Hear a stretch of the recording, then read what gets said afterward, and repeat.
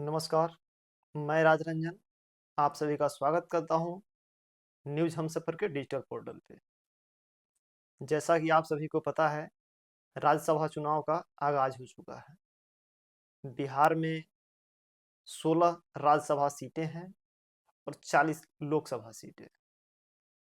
फिलहाल 5 राज्यसभा सीट बिहार में अप्रैल 2026 तक खाली हो रही हैं, जिनमें से 5 सीटों पर चुनाव है। लेकिन महत्वपूर्ण बात आज यह है कि बीजेपी ने अपनी पहली लिस्ट जारी की है और उसमें से 2 लोगों का नाम प्रेषित किया है। पहला नाम आता है नितिन नवीन, जो फिलहाल वर्तमान में बीजेपी के नवनिर्वाचित राष्ट्रीय अध्यक्ष हैं। उनके बारे में बात करें हम लोग तो उनका संगठनात्मक अनुभव काफी पुराना है। वे बिहार विधानसभा के 5 बार निर्वाचित सदस्य रह चुके हैं। वर्तमान में पटना के बांकीपुर विधानसभा सीट से विधायक भी हैं और वे नीतीश कुमार की सरकार में सड़क निर्माण मंत्रालय, शहरी विकास मंत्रालय, विधि मंत्रालय समेत अनेकों मंत्रालयों में उन्होंने काम किया है, अपने आप को साबित किया है अपने कामों के माध्यम से। और राष्ट्रीय अध्यक्ष का चयन कैसे हुआ उनका, तो उसके पीछे बड़ा तरासा गया है उनको। आप सभी को पता होगा, विगत वर्षों में छत्तीसगढ़ में विधानसभा के चुनाव हुए थे, जो कांग्रेस का अभेद किला माना जाता था। मुख्यमंत्री भूपेश बघेल काफी दिनों से बने हुए थे और वे काम भी कर रहे थे, लेकिन बीजेपी नेतृत्व ने कांग्रेस के इस अभेद किले छत्तीसगढ़ राज्य के सरकार को ध्वस्त करने के लिए अपना एक मजबूत सिपाही नितिन नवीन को चुनाव प्रभारी बना करके भेजा। वह नितिन नवीन जो बिहार विधानसभा के सदस्य रहे हैं और उन्होंने अपने कूटनीति, रणनीति और सूझबूझ से कांग्रेस के अभेद किलों को भेदने का काम किया। वहां पे भूपेश बघेल की सरकार को नेस्तनाबूद किया और बीजेपी को सत्ता में लाने का काम किया। और इस प्रकार से उन्होंने अपने आप को प्रभारी के रूप में सफल रणनीतिकार, दृढ़ इच्छा शक्ति के माध्यम से बीजेपी के विश्वास को बनाए रखने का काम किया। ऐसे ही नहीं उनको राष्ट्रीय अध्यक्ष बनाया गया, उनको बीजेपी नेतृत्व की काफी नजर थी, पैनी नजर थी, उनको तराशा गया समय समय पे और उन्होंने साबित भी किया। और आपको जान करके खुशी होगी कि सबसे अब तक के बीजेपी इतिहास के सबसे युवा राष्ट्रीय अध्यक्ष का चुनाव हुआ नितिन नवीन के रूप में।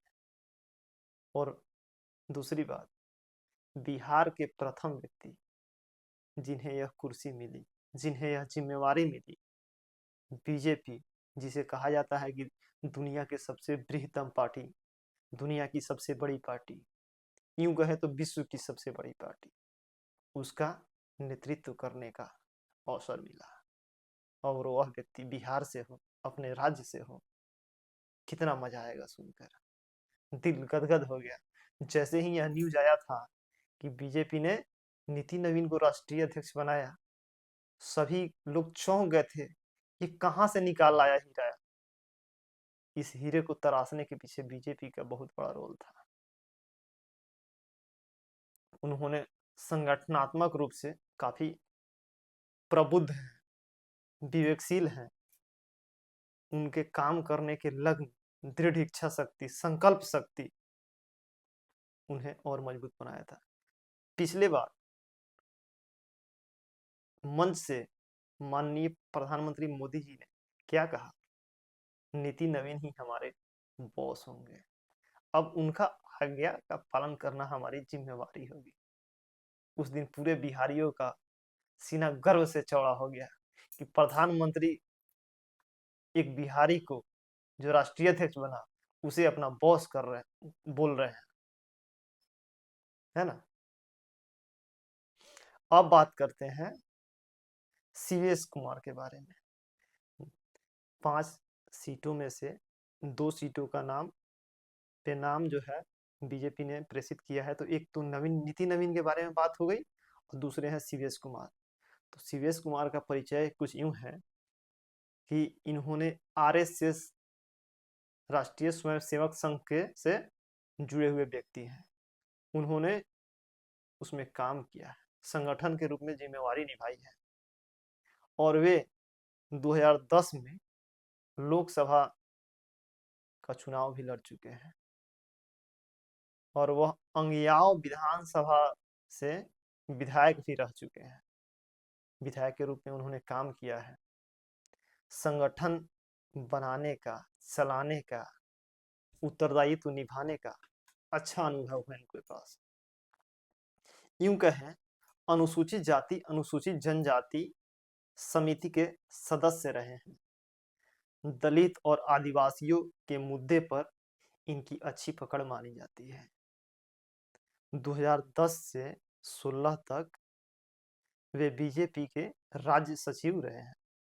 2017 से 20 तक बीजेपी के बिहार प्रदेश के उपाध्यक्ष रहे हैं और उपाध्यक्ष की कुर्सी का क्या महत्व होता है आप बखूबी जानते हैं।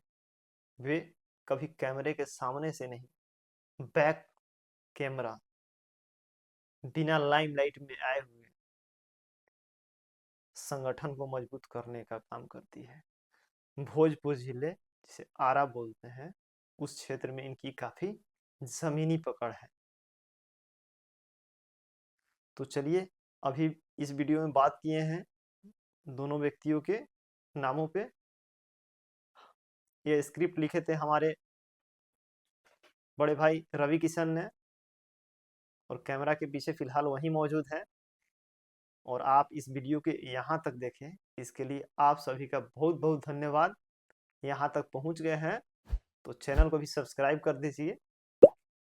नमस्कार।